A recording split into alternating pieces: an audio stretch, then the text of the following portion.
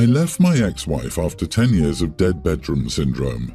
I left when my youngest son was 18, and I didn't hide my happiness while doing it. I threw a ditch the witch party, and I wake up every day since then with a smile. My kids weren't thrilled with this and stopped talking to me. I decided not to make amends with them or share my side of the story because I'd done my part. I was there till they went to college. If they needed me, all they had to do was ask. But I'm 46 and plan to fill my life with as much joy and happiness as possible. I don't have enough time left to try to convince my kids not to hate me. 1 year ago, I asked for a divorce, and 2 days later I met a woman online. My plan was to remain casual. That didn't pan out as I'd planned because this woman became my girlfriend pretty fast. My ex has been feeding lies into my kids' minds that I left her for my girlfriend and that I was already cheating on her. My daughter, who's the oldest, started messaging my girlfriend on Instagram, saying nasty things to her and saying how she is a homewrecker. I asked my daughter to meet me and talk to me directly instead of harassing my girlfriend. I bought her dinner and told her that I never cheated on her mother. Honestly, I regret that I should have cheated on her. I wasted my time suffering. I told her about the dead bedroom and how she didn't put the effort into our relationship. She's 22, so I think she can handle it. She asked me why I hadn't left her mother before, and I told her I had this notion that I should ride it out until the kids were 18. I thought that was the right thing to do, but I'm not sure anymore. I do know that I don't want to think about it. I want to look forward to my future, and if she wants to hate me, she's free to do so. I don't have any plans to convince her otherwise. I want to spend the rest of my life with people who want to be with me. I don't have any plans to convince others to be with me, even if they are my own kids. So, if she wants to spend time with me, my doors are always open for her and her brother, but she can't harass the woman who makes me happy. If she has so much problem with her, then we should keep our distance. My daughter asked me to give her proof that I only started dating my girlfriend after separation, and I showed her my messages. It took her about a month to process it, but she eventually apologized to my girlfriend, and we spent time together on New Year's Eve. As my daughter got to know my girlfriend, she understood how cool she was. They're bonding very well. My ex raged when she learned that my daughter spent time with my girlfriend. My daughter told her about what I said and told her that she doesn't blame me anymore and wants to move on. Now my ex is up my butt, sending me nasty messages about how I shouldn't have told my daughter about our intimate life, how I'm disgusting, etc., etc. Am I the idiot for telling my daughter about the real reason for my divorce? Dude, you're not the idiot for this particular truth, but besides that, you sound like a major one. Dumping your kids the minute they turn 18 because you did your part, as if it didn't even cross your mind that you're a parent for life because you love your kids and want to watch them turn into thriving adults. Man, I honestly think that this is a great example of why you shouldn't stick it out for the kids. I have to wonder how much of this attitude is a result of staying for them and building up resentment because of that. Agreed. I support him correcting the lies, but I don't support the ditch the witch party and dating 2 days after serving divorce papers. After waiting 18 years for the kids, OP couldn't even attempt to make the transition smoother for them. Of course it looked like he cheated. He even stated he wished he did. Why did you stay for the kids when you don't seem to care about your kids? He probably waited for his kids to turn 18 so he didn't have to pay child support. It was never for the kids, it was to not pay child support. With this attitude now, I can't imagine he was a very involved parent. Maybe it's no surprise his wife didn't want to sleep with him if he's the kind of person to shove it in his kids' faces that he hates their mum and he's thrilled to be without her while they're still processing their grief at the divorce. I mean, the ditch the witch party? That's where I lost all sympathy for this guy. It's perfectly possible to get divorced while still respecting the mother of your children, at least to your kids' faces. This guy sounds like a major league idiot. My legal name is Flora, not Florence. My parents chose to use just Flora when I was born, and I've always liked my name a lot. But I've been Florrie to most people for most of my life. Even at work, my co-workers call me Florrie. I will answer to Flora or Florrie. Some people prefer to call me Flora, which I'm totally fine with. But ever since I met my in-laws 2 years ago, they have been so weird about my name. They started by asking me 100 times if my name was Florence. Then they asked, but now whenever we see them at family functions, they call me Florence. The first time I really hoped they were talking to someone else, but no, it was me. My husband told me to ignore them if I wanted to, and so I did. My husband's siblings all think their parents are ridiculous, and all of them call me Florrie to make their parents angry. Some used to call me Flora and Florrie, but even Flora doesn't exist to them now. LOL. We were all together for a New Year's party, and my husband's parents brought some friends. They and their friends called me childish, among other things, for refusing to answer to Florence. My husband got so annoyed that he went over to tell them they were ridiculous when Florence wasn't even my name. They told him Florence could be seen as just another nickname and that I was being unreasonable and rude. I felt very called out, but honestly, the anger and the way they talked about me made me question if I was being a tad unreasonable and if I shouldn't just let them call me Florence. Am I the idiot? Not the idiot. By the way, do these people have any names that they find annoying if they were addressed with? It seems like they won't change even if you kill them, so it's better just to give them a dose of their own medicine. Pick a nickname for each of them and tell them that it sounds really cute, and that's what you will call them from now on. Haha, that's perfect. I'm sorry, Trudy. I thought you'd want me to use your full name instead of a childish nickname. But my name is Gertrude. That's obviously a childish nickname for Trudence, not suitable for an adult woman. I would just call her Butt Hat and say, "What? It's just a nickname, lighten up." It's not your name, and their obsession with it is absurd. I would just not see them at all, ever again. If they can't even give you the slightest level of respect by using your actual name, then they're worthless people. I, 37 female, am married with 2 kids, and I've been dealing for the past 2 months with all these uncomfortable discussions around who takes what after our father passed away some months ago.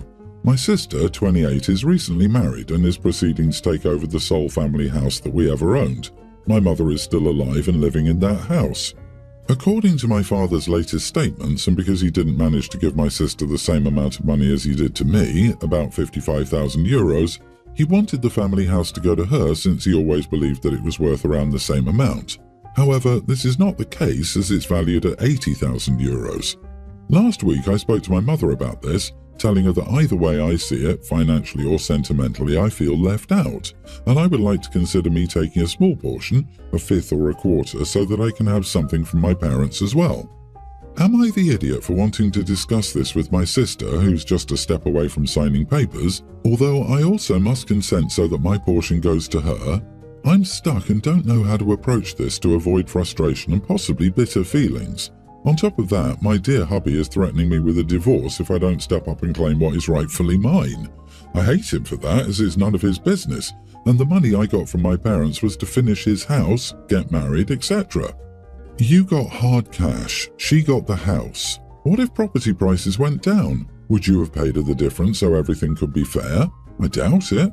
It just so happens that prices increase from your dad's original estimate. Such is life. Your husband is a greedy pig. If he's threatening you with divorce over a matter that's not his business, you've made the wrong choice in partner. Yeah, so 55,000 euros, which your father believed represented the value of the house and therefore left to you in cash, doesn't count as something from your parents. 55,000 is a lot of money, especially before the last big inflation. Your dad's wishes are clear. He believed that he was leaving you and your sister equal value from his estate. End of. You're the idiot here, and your husband, well, I have no words. Excellent point. Just to add that, as we don't know when OP was given the money, a quick search shows that 55,000 in 2010 is worth approximately 78,000 today. So Dad's will should be upheld and would equate to the same minus the legal expenses. In addition, the younger sister and her family will probably take responsibility for their aging mother, providing care and support for her in her later years. That is a huge contribution to make. If the husband is going to divorce OP over a few thousand euros, well, that says a lot. Lady, you've had 55,000 so far from your father. It's a bit of a stretch to say you feel left out. And what's happening to your poor mother? Has she been left anything? It's a bit insensitive to complain you haven't quite had enough money yet, though you've had 55,000, if she's been left empty-handed. This is grasping behaviour. If you're willing to screw over your sister and mother, go ahead. But don't be upset if she doesn't want much to do with you afterward. I was diagnosed with PPD, so I'm not sure if this is playing a part in my actions or not. I've been with my boyfriend for 6 years and he has a tween son, Jake. I've owned my home for nearly 10 years now. They moved in 2 years ago. Our daughter is an infant. Now Jake loves his sister. He's always holding her and trying to help. but there's been a massive issue since I had her with him purposely scaring her. Walking up to her and yelling, "Rah!" He thinks it's hilarious when she does startle reflexes and then laughs when she cries, saying, "Oh, I'm sorry, I didn't mean to scare her like that," but continues laughing and purposely trying to scare her, at least 4 times a day. Now, I've always told him to cut the crap. I've told him several times that he's hurting her ears. I've told him several times that it's not funny. But then, not even 3 days ago, I lost my crap entirely and told my boyfriend and him that if he purposely scared my kid again, then they would be evicted and gone from my constant life. I said this because while my boyfriend sometimes corrects his kid, he also tells me I'm overreacting. He said it's natural for kids to think it's funny when babies get startled, and I simply don't understand because I've never been around multiple kids. His son has a half-brother and apparently did the same thing with him when he was a baby. But anyway, I lost it and threatened to kick them out, and at that moment, I truly felt like an idiot because Jake looked sad and just went to his room. But like last night, I stepped out of the room for a minute and my daughter was in her swing. Jake went to sit here, and when I was out of the room, I heard Jake very loudly and fast say, "What are you doing?" in a baby voice, and my daughter started screaming immediately. I heard my boyfriend's take of it. And then, like an hour later, I went to the bathroom and the baby was in her seat and I heard "rah" followed by the baby crying yet again. So I told them to pack their crap and get out now. I didn't wait for a response because now I'm trying to calm down my baby. Jake tried apologizing and said it was a habit, and my boyfriend started protesting, saying it wasn't a big deal. I just refused to acknowledge their excuses and told them to leave. My boyfriend sat down on the chair, said he wasn't going anywhere and that this was his house too. So I said I would leave then and have cops serve him an eviction notice. He tried begging me to calm down and kept saying, "He's a tween, what do you expect? He's not going to be perfect." I left, and this morning I filed for their eviction. Everyone thinks I'm being ridiculous here, but Jake refuses to stop. And I'm tired of him purposely yelling in my daughter's face to scare her 4+ times a day. Edit, I've also asked Jake why he does this, and he has said he thinks it's funny when kids cry. Not the idiot. Yes, he's a tween. He's old enough to know better and to not do it. Old enough to listen to instructions. Would he like it if you startled him every morning? No. He's a tween, but he's being an idiot, and it sounds almost sadistic. The fact that he says he likes making babies cry is alarming. I'm wondering what other behavioral issues he has. Jake thinks it's funny to scare a baby and laughs when she cries. I would consider his behavior abusive, especially since he's been told numerous times to stop. Even after being threatened with eviction, he still did it. It almost seems like a power trip to him, picking on a smaller person with the express intent of scaring them. It might be that he's jealous because he isn't getting all of the attention. Regardless, he needs help. The key detail is that Jake started to scare your baby when you left the room. It means that he's in control of his behavior. It means that he knows that you disapprove. That's not innocent child behavior. He is acting sneaky and duplicitous. Your boyfriend is a crap parent. It's pretty sad that he's taking Jake's side over a defenseless infant. Throw them out and threaten to call the cops on that little idiot if he does it again. That'll scare him. And your boyfriend can't be trusted to protect her. Seems he's barely older than his son. I, 34 male, am engaged to my fiancée Emily, 31 female. Both of our families are lower class, so we have to pay for the wedding by ourselves. We talked it through and I suggested we have a more chill, smaller wedding and save our money for a down payment on a bigger house. I make significantly more than her. She's a teacher and I'm a doctor, so I told her I would take care of the majority of expenses like the venue, catering and planner if she just paid for her dress and some minor stuff like that. Last week her parents hosted a party for us before the wedding, and her mom kept making comments about how she can't believe how small our wedding will be, or that we're not hosting it at the fancy hotel downtown that's just so much better and elegant than what I chose. I even overheard her talking to her sister about how small the diamond is in Emily's ring and that it's embarrassing a doctor won't treat her daughter better. I spent about $5,000, which I thought was fair. She just seems so hung up on the fact that her daughter is marrying a doctor, but the wedding and ring isn't on a doctor level. Based on what I know, I think she's a little embarrassed about her family's socio-economic status and was hoping her daughter marrying a doctor would help improve her image to her friends and extended family. Throughout all of it, Emily looked extremely embarrassed and awkward and kept trying to tell her mom it was fine, and her mom just said, "You need to learn to stand up for yourself." This is when I just lost it and told her mom she could be uninvited from the wedding if she had so many problems with it, and was embarrassed by how cheap I was. Am I the idiot? Not the idiot. This sounds incredibly exhausting and selfish. She's ruining the atmosphere of a special day for her daughter and for you.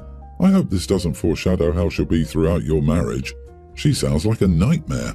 Be sure to get a prenup, OP, and set clear boundaries about how much access mother-in-law gets to you, your home, your family, plus assets going forward, so you don't get to a point where mother-in-law sees what's yours is also hers, moves into your house and stuff like that, or starts expecting you to support her financially. Also, talk to your fiancé and ensure you're on the same page regarding how to deal with her mum. Exactly. Mother-in-law is a gold digger. Get a prenuptial agreement. Don't let love blind you. She may have been pushed to find a doctor to marry. The fact is she told her mom it's okay. She didn't say it was perfect and put her in her place. She may love you, but if she ever decides she's unhappy with doctor's hours, things will be messy. I admire your small wedding. It should be personal, not a waste of money on a big show for people who are only there for free food and drinks. Good luck.